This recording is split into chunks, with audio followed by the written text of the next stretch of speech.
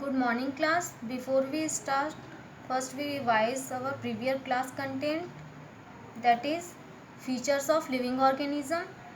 All living organism have five features. They can grow, they can reproduce, they can metabolize substances, they have cellular organization, they have consciousness and awareness. What is growth? In animals, growth takes place up to the certain age, and in plants, whereas in plants growth can take place throughout their lifespan. In amoeba, growth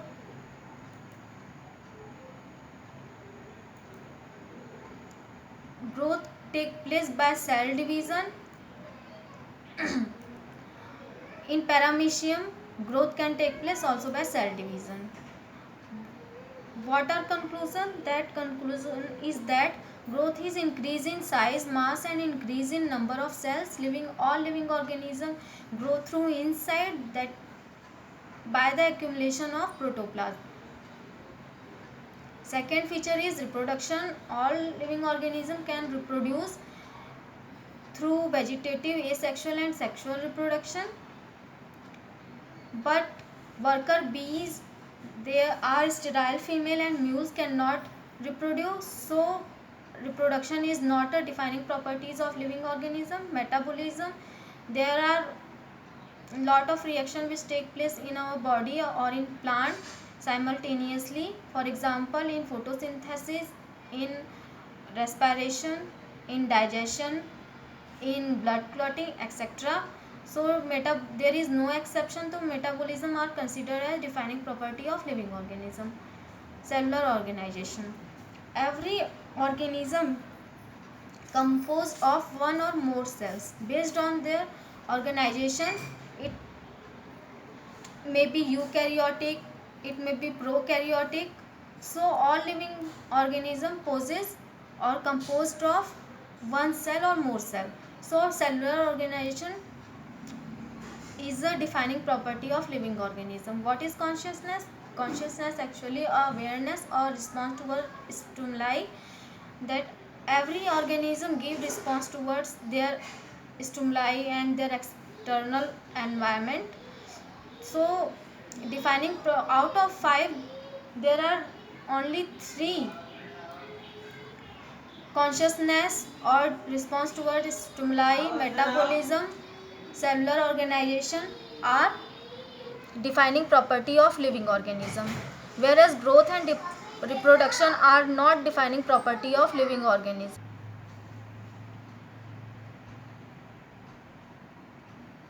Diversity in living world. There is a variety of living organism present on earth. On equator point there is greatest diversity, biodiversity are found.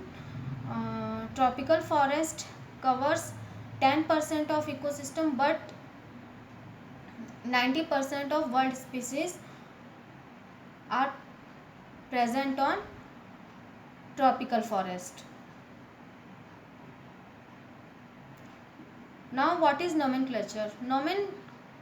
Nomenclature is a system of naming and terms used in a particular field of study or community. It may be two: ICBN and ICZN. ICBN provide scientific name to the plant, and ICZN provide names to the animals. There are two types: binomial nomenclature and trinomial nomenclature. In present time, trinomial nomenclature are no more in use, whereas binomial nomenclature in present time it is highly used. Rules of binomial nomenclature. पहला rule था name must have 2 word. First word is generic, second word should be specific or specific epithetic. Word should be in Latin language. If it is typed, then it is in italic form. If it is in handwritten, then both words should be underlined. first word started with capital letter and second word started with small letter.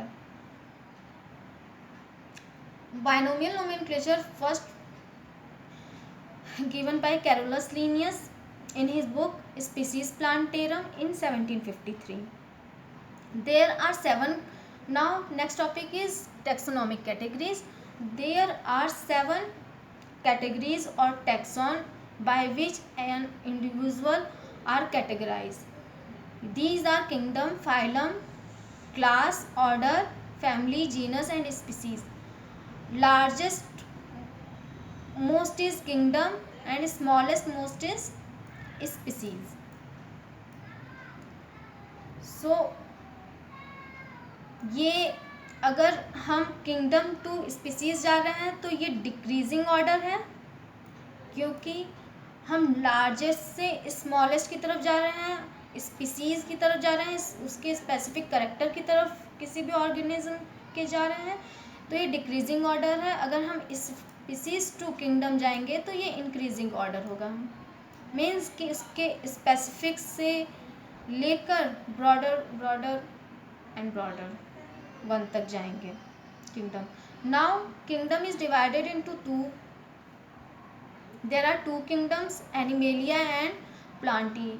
If animals have characteristic of any animal, then it group into the Animalia kingdom. अगर जो भी organism है उसके पास plants के characteristic है, then it is grouped into Plantae kingdom. Now if we take kingdom Animalia, it is further divided into the phylum like Protozoa, Porifera, Coelenterata, Platyhelminthes, Annelida, Arthropoda, Mollusca, Echinodermata and Chordata. Phylum are further divided into the classes. Our today topic is class. Classes are way to further divide organism of a phylum. For example, अगर हम Chordata phylum को लेते हैं तो उसे 5 classes में divide किया गया है. phylum reptile, class reptile, class Pisces, fish को Pisces में रखा गया है, amphibians, एवीज, बर्ड्स को एवीज में रखा गया है,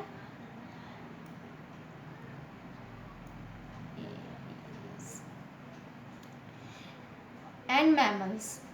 अब उनके कैरेक्टरिस्टिक्स किससे मिलते थे इसके अकॉर्डिंग रखा गया. अगर जैसे कि हम रेप्टाइल्स की क्लास रेप्टाइल्स की बात कर रहे हैं तो अगर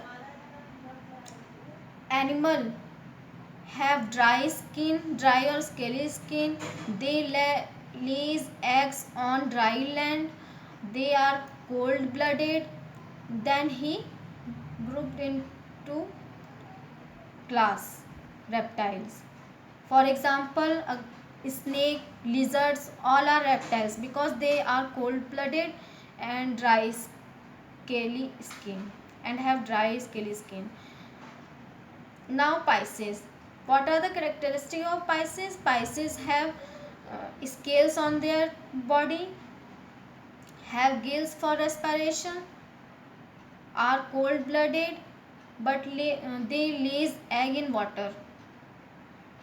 Now amphibians. What are the characteristics of amphibians?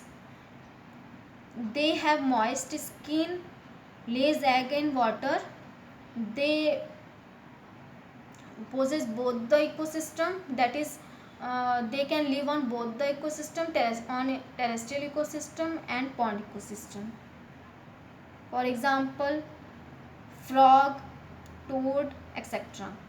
Aves, their forelimbs are modified into the wings, have scales on their hind limbs, egg is covered by shell, warm blooded.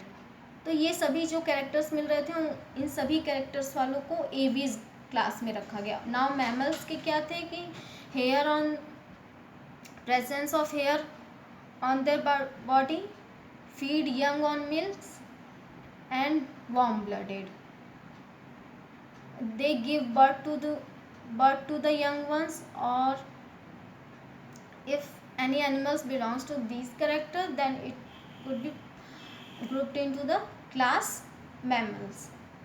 Now class are further divided into order, and order are further divided into families.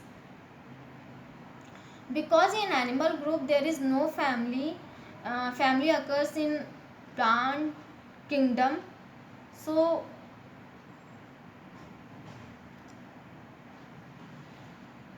all organism, those are those belong to animal group or animal kingdom, are uh, classified from class to order. अब जैसे कि यहाँ पे plant है, अब class Carnivora है, अगर इसको ऑर्डर में डिवाइड करना है तो कैसे करेंगे? तो इसके दो ऑर्डर्स थे, फेलिडेल्स और कैनिडेल्स, और फैमिली थी कैनिडी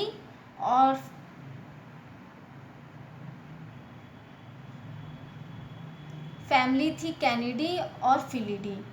तो ऑर्डर क्लास को फर्दर ऑर्डर में डिवाइड किया, जिससे कि उस जो कैरेक्टरिस्टिक्स थे और भी ज़्यादा स्पेसिफाई हो गए।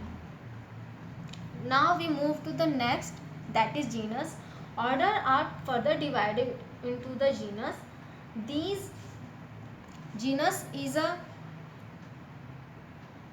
group of related species which has more characters in common in comparison to species of other genera. मतलब कि जितने भी स्पीसीज थे उन सभी को ग्रुप करके एक जीनस में रखा गया, या ऑर्डर को फर्दर डिवाइड किया गया जीनस में. ये दो तरीके से भी हो सकता है. जैसे कि फॉर एग्जांपल यहाँ पे फिगर में हम देख सकते हैं कि lion, tiger, here is leopard. Both are, these four are belongs to the same genus, that is Panthera, but their species are different, which specify all the species of Panthera genus. अब हम species देख लेते हैं कि genus को further species में कैसे divide किया गया. तो इन सभी की स्पीसीज डिफरेंट थी. जैसे कि पैंथेरा टाइगर को का साइंटिफिक नेम पैंथेरा टाइगरिस, लॉयन का साइंटिफिक नेम पैंथेरा लियो, और लियोपर्ड का साइंटिफिक नेम पैंथेरा पैरदस था. अब अगर हम प्लांट में देखते हैं तो जीनस को कैसे स्पेसिफाई किया गया, क्योंकि ये अनियन और गार्लिक दोनों सेम जीनस से बिलोंग करते थे, तो इनको स्पेसिफाई करने के लिए, लेकिन इनमें भी डिफरेंट कैरेक्टरिस्टिक था. भले ही इनके सीजन, ग्रोइंग सीजन सेम थे, इनके लीफ मॉडिफिकेशन सेम थे, बोथ आर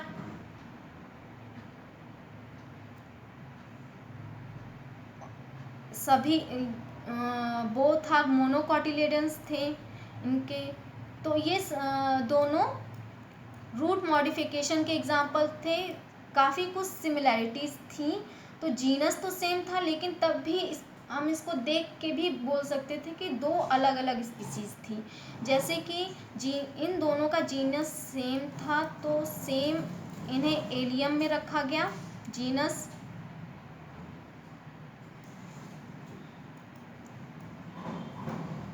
एलियम, और स्पीसीज डिफरेंट थी, तो गार्लिक को एलियम सेटाइवम एंड अनियन को सेपा में रखा गया, CEPA, और सेटाइवम. एलियम सेटाइवम गार्लिक को रखा गया और अनियन को एलियम सेपा में रखा गया. Now we move to the next topic, that is taxonomical aids. What are taxonomical aids?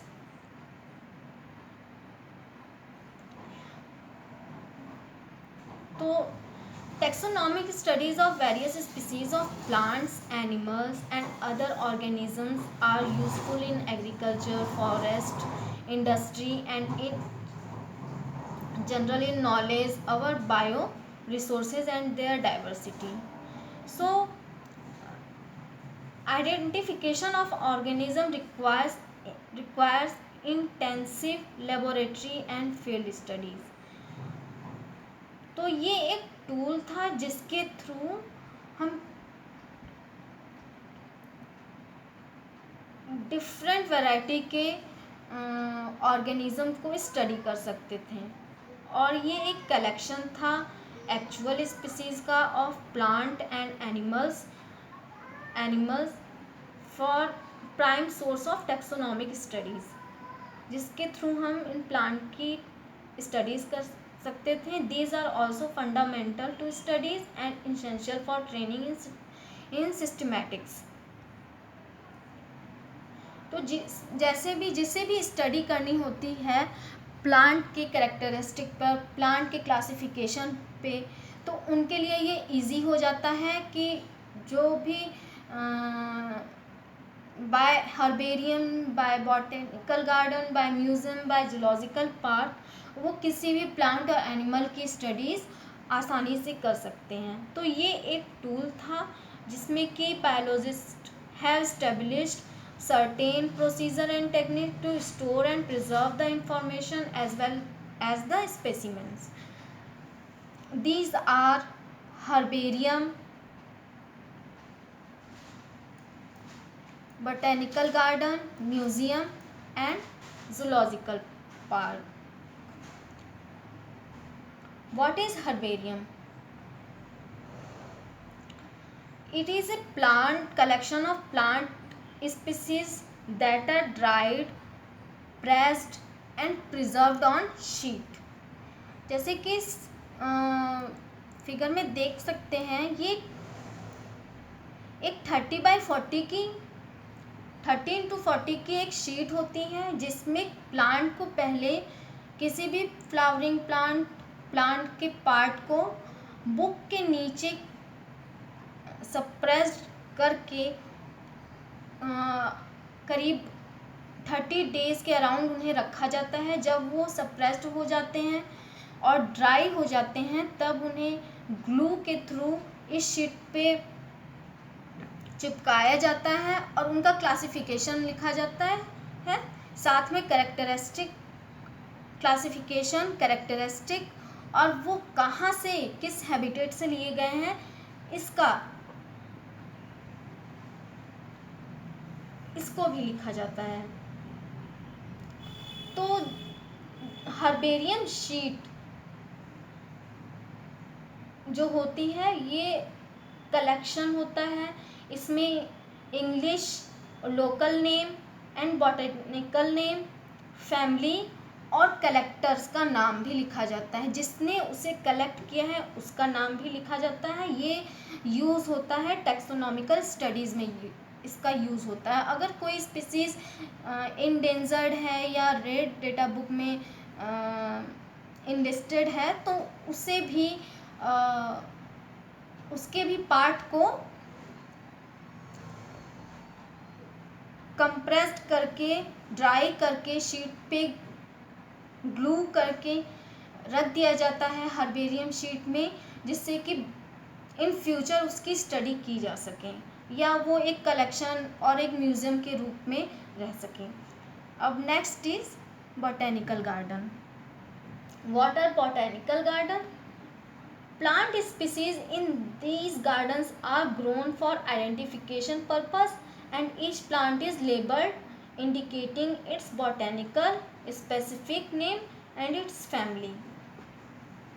तो जितने भी बॉटेनिकल गार्डन हैं इनमें सभी प्लांट लेबल्ड किए जाते हैं. लेबल्ड किए जाते हैं, साथ में उनका क्लासिफिकेशन लिखा जाता है, उनका लोकल नेम लिखा जाता है, और वो एक तरीके से लिविंग प्रिजर्वेशन में रहते हैं। जितने भी प्लांट्स बॉटेनिकल गार्डन में होते हैं वो लिविंग प्रिजर्वेशन होता है, जिसमें उनका बॉटेनिकल नेम लिखा जाता है। इसका एग्जाम्पल है Q botanical garden. This is a famous botanical garden which are located in England. An Indian botanical garden is National Botanical Garden या Botanical Research Institute in Lucknow. Now next is museum. Taxonomic aid is museum. Museum are also used as a educational purpose. For educational purpose, museum have collection of preserved plant and animal species for study and reference. Specimens are preserved in the containers or jars, or it may also be preserved as a dry specimen, as a skeleton, like skeletal. Large animals like birds and animals are usually stuffed and preserved, as you can see in your laboratory, school laboratories में भी देखने को मिल जाते हैं, जो formaldehyde solution में preserve करके small animals को जनरली रखा जाता है इन स्कूल्स और प्लांट्स को। Zoological park, what are zoological park? यहाँ पे animals are kept in protected environment under human care and which enable us to learn about their food habits and behaviour. तो यहाँ जितने भी जूलॉजिकल पार्क हैं उनमें सभी एनिमल्स को उनके उनके हैबिटेट में रखा जाता है, उनके नेचुरल एनवायरनमेंट, उन्हें जहाँ तक पॉसिबल हो नेचुरल एनवायरनमेंट दिया जाता है, लेकिन ह्यूमन केयर, साथ में ह्यूमन केयर भी दिया जाता है जिससे कि उनकी प्रॉपर केयरिंग हो सके। तो ये अब नेक्स्ट इज की जूलॉजिकल पार्क, म्यूजियम और बॉटनिकल गार्डन, इन सभी में तो इंडिविजुअल को उनके नाम, बॉटनिकल नाम या साइंटिफिक नेम के साथ रखा जाता था, लेकिन अगर हमें कोई भी प्लांट अननोन है तो हम उसे कैसे रखेंगे? तो ये जो की है ये टैक्सोनॉमिक की है। एक्चुअली ये टूल है use to identify a specific object. हम जैसे कि ये फ्लावर है, अगर हम नहीं जानते हैं कि ये फ्लावर किस फैमिली का है या किस जीनस किस स्पीसीज क्या है, तो हम इसके कैरेक्टरिस्टिक को देखकर हम इसे ग्रुप कर सकते हैं। अगर ये अभी तक नहीं, फॉर एग्जांपल अगर ये अभी तक ग्रुप नहीं हुआ है तो अब इसको कैसे ग्रुप करेंगे? अब यहाँ पे हम एंथर देखेंगे, एंथर के कितने अमाउंट में है, तो यहाँ पे इनफाइनाइट एंथर है, तो एंथर इनफाइनाइट हो जाएगा। और स्टिग्मा कितने हैं, तो हम गिन सकते हैं कि स्टिग्मा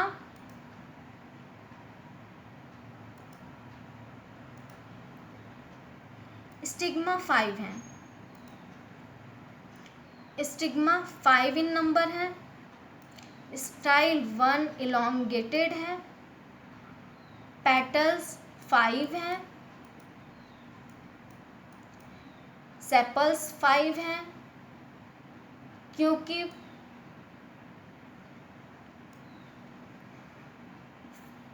लीफ हॉरिजेंटल है तो डाइकोटिलेडन है। तो ये सभी इन्फ्लोरेंसेस फॉर्मूले को भी देखकर हम इसको ग्रुप में, फैमिली में डिवाइड कर सकते हैं। जैसे कि इसके सुपीरियर ओवरी सुपीरियर है, फ्लावर को देख के कह सकते हैं ओवरी सुपीरियर है। एंड्रोसियम इनफाइनाइट है, गाइनोसियम 5 इन नंबर, पेटल्स 5, सेपल्स 5, एपिपेटलस। तो ये सभी कैरेक्टर जिससे मैच कर रहे हैं उस फैमिली से रख देंगे। तो ये सभी कैरेक्टर मालवेसी फैमिली से मैच कर रहे हैं, और क्योंकि हिबिस्कस से जीनस हिबिस्कस से मैच कर रहा है, 5 5 5, 5 पेटल, 5 सेपल, 5 गाइनोसियम। तो हिबिस्कस फैमिली से जीनस से ये कैरेक्टर्स मैच कर रहे हैं, तो इस फ्लावर को हम जीनस हिबिस्कस में रख लेंगे। स्पीसीज, अगर इस किसी और स्पीसीज इसकी स्पीसीज हिबिस्कस रोजा साइनेसिस से अगर डिफरेंट होगी तो हम इसको स्पेसिफाई करके इसकी न्यू स्पीसीज बना सकते हैं, लेकिन फैमिली वही रहेगी क्योंकि और कैरेक्टरिस्टिक इसके मालवेसी फैमिली से मिल रहे हैं। तो ये लास्ट टॉपिक था चैप्टर का। यहाँ पे चैप्टर ख़त्म हो गया है, तो हम रिवीजन कर लेते हैं एक बार फिर से हमारा चैप्टर क्या है।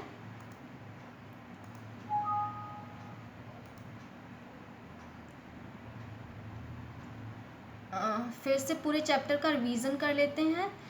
तो द लिविंग वर्ल्ड चैप्टर था, जिसमें कि लिविंग ऑर्गेनिज्म के कैरेक्टरिस्टिक क्या थे।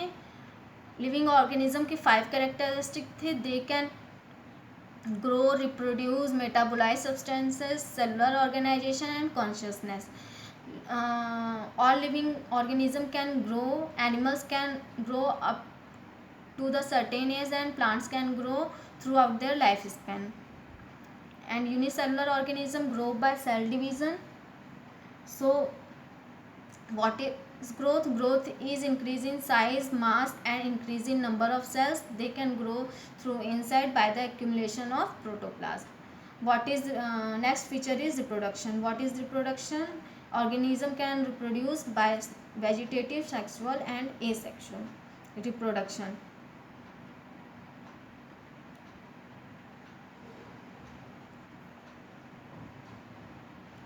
Here some are examples like mule and bees. They do not reproduce. They do not reproduce. So reproduction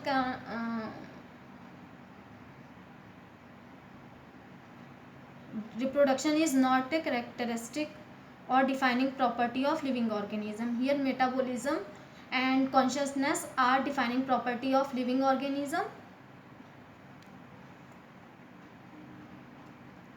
So out of 5 there are only 3 are defining property of living organism.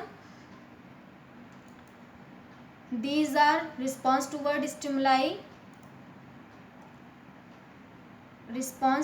stimuli, cellular organization and consciousness.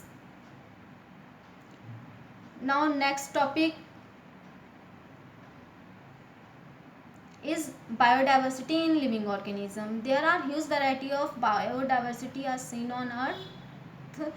On equator position or point there is highest biodiversity. About 10% of biodiversity covers by tropical forest,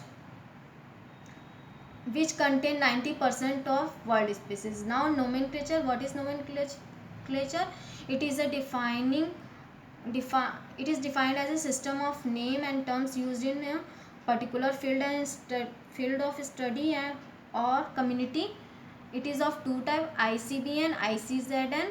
There are two types of nomenclature. First is binomial nomenclature, trinomial nomenclature. Trinomial nomenclature are no more used in present time. Now rule of binomial nomenclature: name must have two word.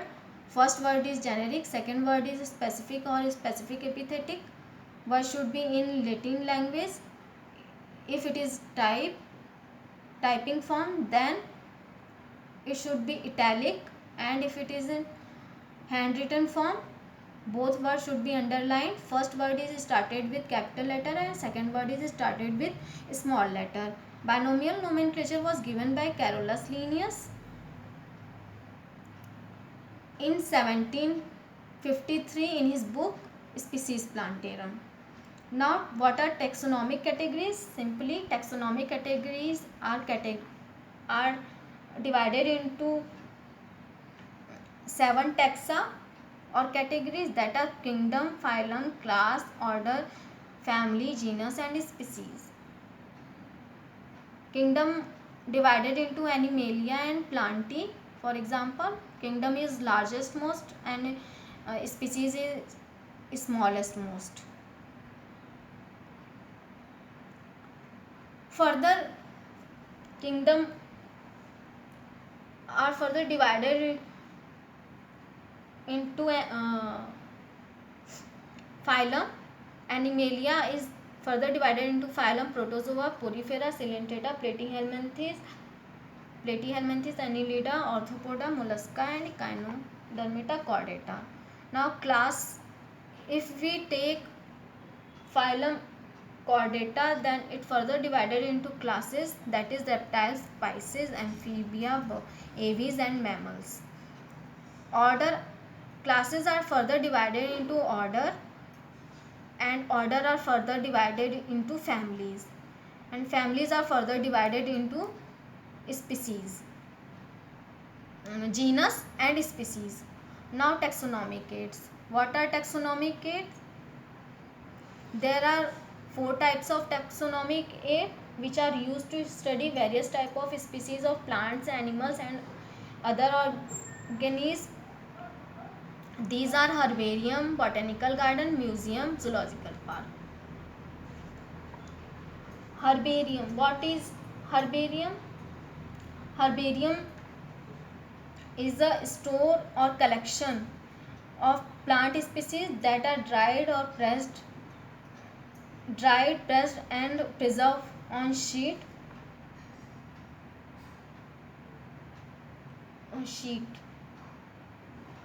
These species along with their description on herbarium sheet become a store house. The herbarium sheet also carry a label, information in which scientific name and classification also should be written.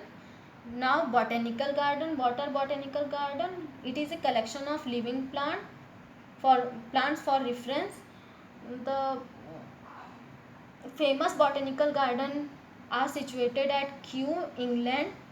In India, there is a National Botanical Research Institute in Lucknow, Uttar Pradesh. Now, museum. What is museum? Museum basically is a educational institute such as schools and colleges may also in a school and college also museums are present in the form of specimens. In specimens, there is a container in which plant and animal preserved in formaldehyde solution. What are zoological park? Zoological park are places where wild animals are kept under protection and their environment are natural. Keys. Keys are identified to unknown organism. Organism को कैसे identify कर सकते हैं? उसके characteristic को देखकर फिर उसके कैरेक्टरिस्टिक किस फैमिली से मैच कर रहे हैं या किस जीनस से मैच कर रहे हैं, उसको उस जीनस या फैमिली में रख सकते हैं. तो ये की हो गया for simply it is a tool for identification of organism. Now chapter is end. Thank you.